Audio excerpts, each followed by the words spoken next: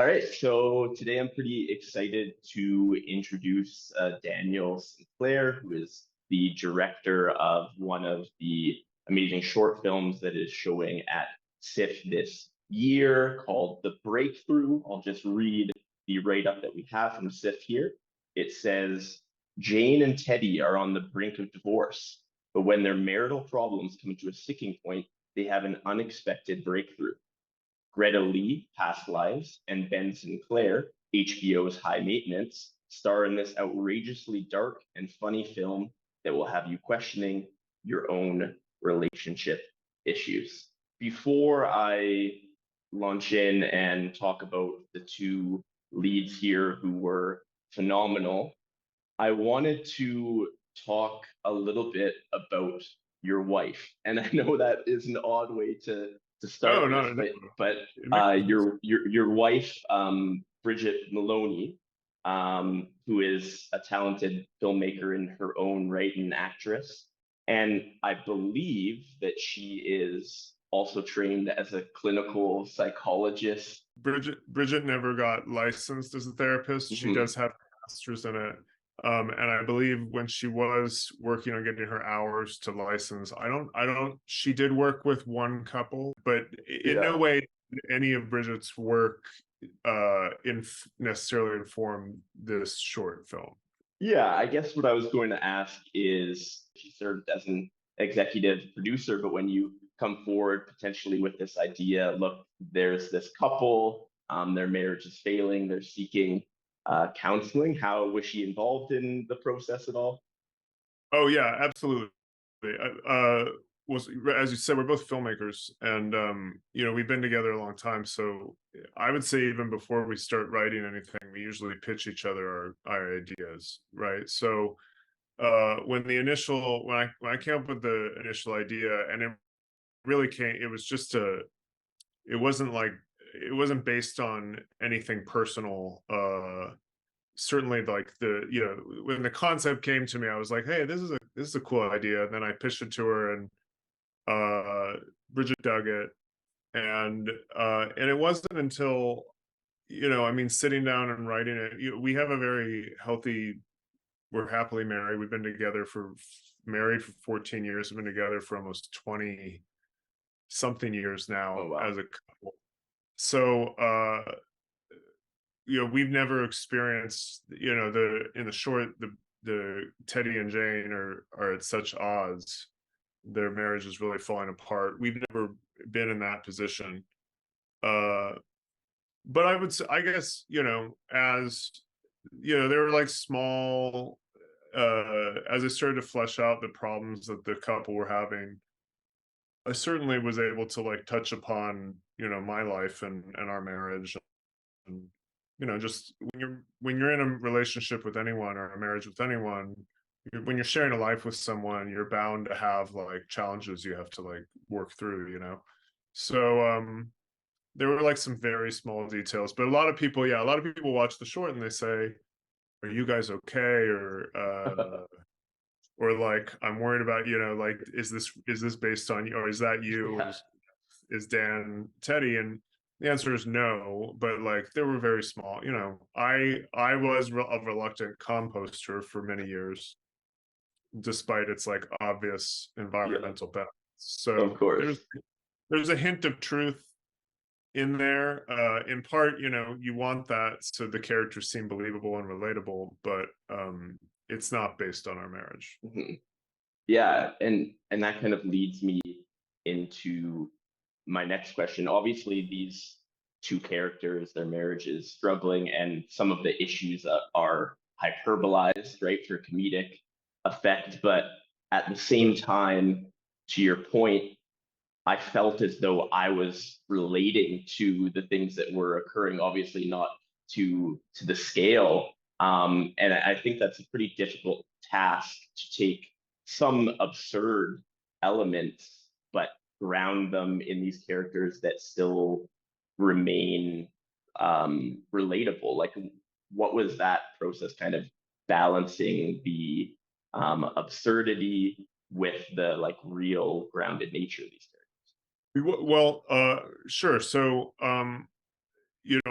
over the years, as a writer, whenever I'm working on my own stuff, I constantly found I was like to get to the cool hook or the concept, to make a concept work. It was like I was very often I'd find I needed like a heightened reality, to try to get the audience to buy in to whatever that story was I was trying to tell.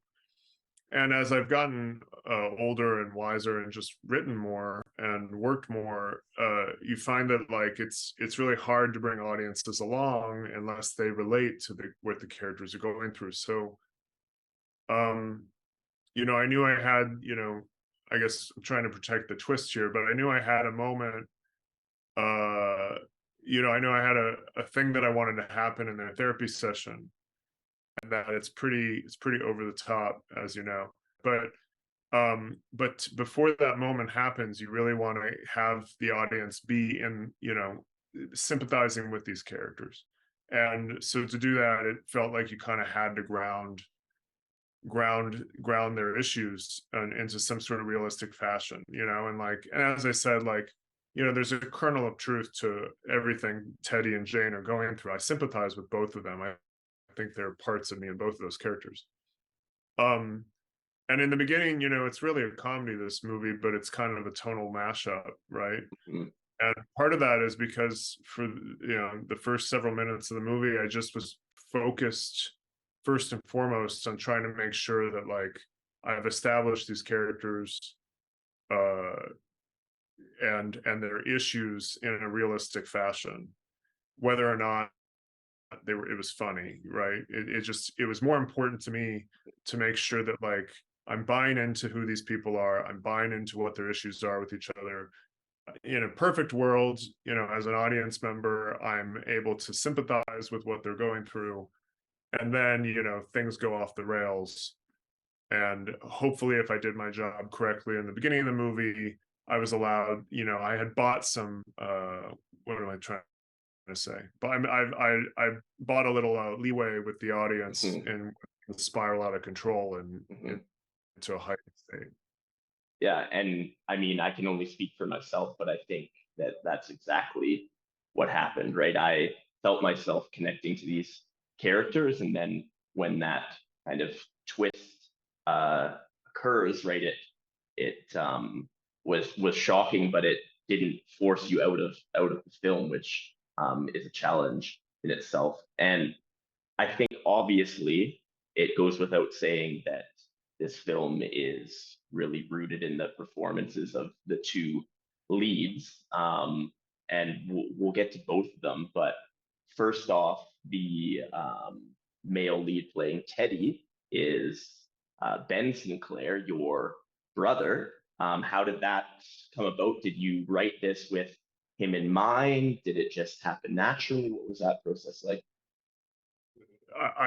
Yeah, so Ben's my brother. I did not write it with Ben in mind. I just sort of wrote it, at the time, and I also wrote it in 2019. Like I was the pandemic sort of got in the way of making it. So at the time, I was just focused on writing the best script possible, not thinking about any actors in particular. Um, and then when it came time to cast up and we were in prep and getting going with making it, um you know I'm very fortunate that Ben's my brother, right? Like he's an incredible actor and just all around filmmaker, and we're close. We're close and we're not close. I mean, we like, Mhm. it's not like we talk every day. We probably talk every couple weeks or so, Mhm. and we'll see, like I'll see him for dinner this Friday. It's, we have, but we're comfortable with each other whether or not we're in constant communication or it's been a while. And and he's read things I've written over the years, and he's sent me things he's written over the years. We both work in this industry, kind of in different parts of the industry, but when it was time to find an actor, and you kind of want to get the best actor and someone, I'm also calling in a favor of sorts, right? It's a Mhm. short film, it's not a huge budget. You want someone you can trust, and Ben was just kind of an obvious person to go to. I think Ben definitely thinks the character is based on me. Like in the weeks leading up to shooting, he'd say, I'm going to do this with my hair. Is this what you would do? I obviously don't have any hair. He'd be Yeah, like, is this, he would ask me personal questions yeah. in preparation for the role. And I didn't dissuade him because it's enough of me in there to suggest that. But yeah, Ben was just sort of a natural person to go to. I mean, he's famous in a way, and he's a really good actor, and he knows me, and he knows what I'm Mm. attempting to. And obviously, it was a perfect casting choice in the end. I think when when a film works and you look at those characters, you can't imagine anyone else playing them, and I can't imagine anyone else playing that character. So I think that's a testament to the casting for sure. And his co-star is having, I mean, an amazing year. She's been working for quite some time and has landed some great roles, right, on like Girls and New Girl, for example. But with the film Past Lives coming out this year, I think that Greta Lee has really become, if not a household name, right on the verge of becoming a household name. So, what was it like working with her, and what was that process like? Well, like Ben, I've known Greta. Well, I shared a bedroom with Ben as a kid, but Greta and I met in college, and we've been friends for 20 years now. She Wow, and wife Bridget uh, went to high school together, and then we all went to college together. unbelievable. And there was a summer when we were all going to school where Greta like subletted a room for me, in my apartment. So like, or we've just known each other for years. I'm very close friends with her and her husband, and um, we've just known each other for a long time. And so uh, I was so very lucky that she was willing to do this. She actually filmed it. I would say it was like 2 weeks after Past Lives, after they shot Oh that wow. movie. Uh, and you know, she's been on high maintenance a couple times, so she and Ben knew each other, and it was just kind of a perfect situation. She's so fantastic. She always has been, and yes, as you said, she's been around for really like almost 20 years now. And it's awesome to see her get her just due with Past Lives. And obviously our short film is really riding the coattails of that movie's success as well. Um yeah, Greta was incredible, and brought so many things to it. It would happen when we were on set, and then especially when I'm after we shot it and I'm watching the dailies, and I'm just watching what she's doing when Ben's doing his thing, watching away from the action and seeing what she's up to, and she just brought so many details and elements to the role that really elevated it. And again, I think because she and Ben, and she was a Mhm. bridesmaid at our wedding. Ben Oh was a wow. groom. Ben was a groomsman. Like they've known each other for so long. We've all been very close, and so there was just a familiarity there that Yeah. really, I think elevated. I don't know if that plays on screen, but it certainly made the production aspect of it much easier. Yeah, I think it did come across that way on screen, right? They seemed so comfortable together, even when they're arguing, when they're fighting. It never seemed forced. Obviously, very different characters in the film, right? Greta's character, a little bit more put together, formal. Um, your brother's character, a little bit more on the disheveled side. Is is that a reflection of the two of them in real life, or is that purely the Oh, characters in this short? no, no, I don't think either of them are particularly close to those characters. And Hmm. the way that came about was honestly just there was kind of an interesting in the script stage before they came on board. There was like there's like many conventional stereotypes about gender and who fills what role in the home, and it felt more interesting to have Greta be the professional, Mm, or Jane be the professional, bring home the bacon type, than to have Teddy's character be the one that's doing all the domestic equity and all those, and being in charge of all those responsibilities, and that both of them have complaints about that, mm, about having those roles, not necessarily because it's emasculating for Teddy, or Greta, or the Jane character feels as though like she's not getting the respect for doing, having to leave the house and do all the work. It just really felt like it was more interesting reversal of mm. expectations on what we see most, stereotypical, gender norms Yeah. on. Yeah. No, and that worked perfectly, I think. Yeah, but to answer your question, no, I don't think Ben's like very put together, and Mhm. he's a focused artist Yeah. and professional and works a lot, and Mm, I don't think he has any of the insecurities about his work that Teddy has. And then yeah, Greta also takes her work very seriously.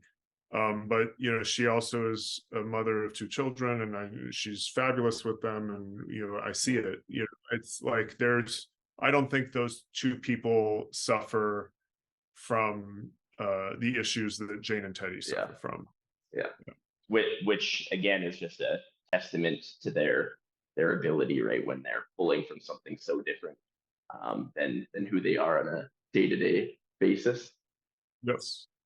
Um, One other thing that I wanted to touch on, and it's rare that I'm so blown away by this in a short film. But just want to talk about this score by Ariel Marks. It the moment that we cut from the therapist's office and Jane and Teddy are back at home and that music kicks in. I mean, I was just blown away. What was it like working with her? She's having some tremendous success right now as well. How did that kind of come about? Yeah. Yeah. Ariel's amazing. And it came about. Ariel's star is rising, and I think I was just able to get in. Just before, I honestly, by the time she had agreed to score the short, she was already doing the score for the limited series Candy that was on Hulu. She had already scored Shiva Baby, which is a big indie darling. I know, and Mm, I know she's just working a ton because she's so talented. The way we met was Ariel did the score for a short film called Blocks that my wife Bridget wrote and directed, as well as a short called The New Nanny that Bridget wrote and directed. And the same producers that made Blocks, that produced Blocks and The New Nanny, Valerie Steinberg, Kate Shamoris did Blocks. They also produced The Breakthrough. And so mm, um, between Bridget and Valerie and Kate, they were able to, I guess, convince Ariel to at least read the script. And then Ariel and I had one Zoom, much like this. And she really liked the script. And I said, she basically said, put together some music that you respond to. Um, and there were a couple inspirations. Like I'd say, like the first and foremost in the front of my mind is like Punch Drunk Love, John Bryan's score, in part because that movie was a big inspiration to this movie.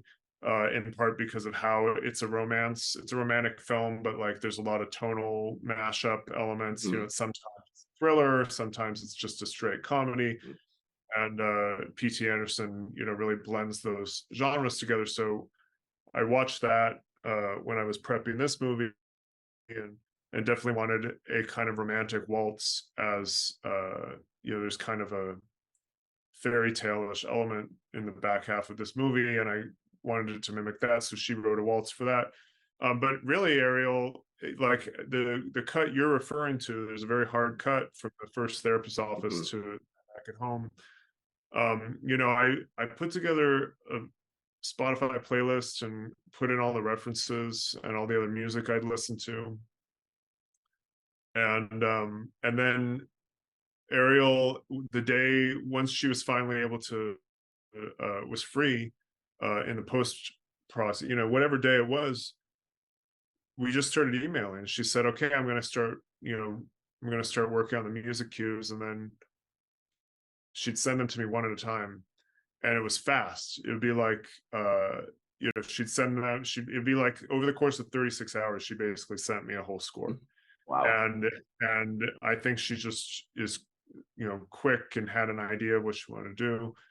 And you know, and with that in particular, the cut you're talking about, you know, she'd give me the chance to, like, you know, give my notes and my impressions and stuff like that, and she'd respond.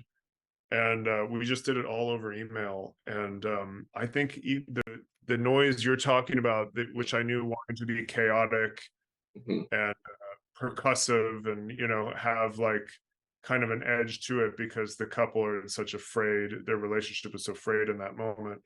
And I honestly think that's just what she came up with. And I don't even know if I had a note there. I was Wow. so blown back by, you know, what she was bringing to the table.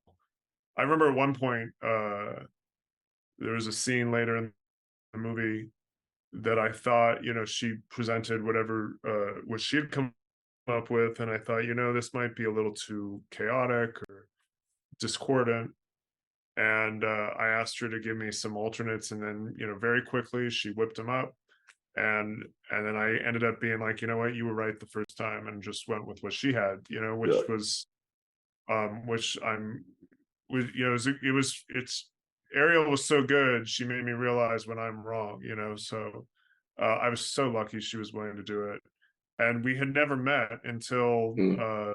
you know, like really until 6 months after the work was done, we finally Yeah. bumped it in Yeah. person. It's really exciting. Yeah.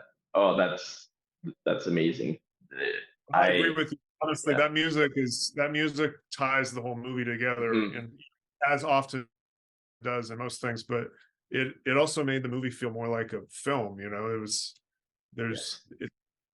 it really I mean, I can't say it enough. She just really elevated it, the material, in such an amazing way. Yeah, I couldn't agree more, right? And I'm pretty confident that, yeah, in the next decade we're gonna be seeing her do some pretty amazing work for sure. All right, I don't want to take up too much of your time, so I just want to give you an opportunity. Is there anything that you want to leave us with? Are you working on a project at the moment? Oh, sure. I'm trying to develop the breakthrough into a feature film, Oh and wow. you know, when I originally had the idea, I thought it would be a great feature, and somewhere along the line, I decided to just scale it down and try to pull it off as a short film, just to see if, you know, to see if it had really had legs.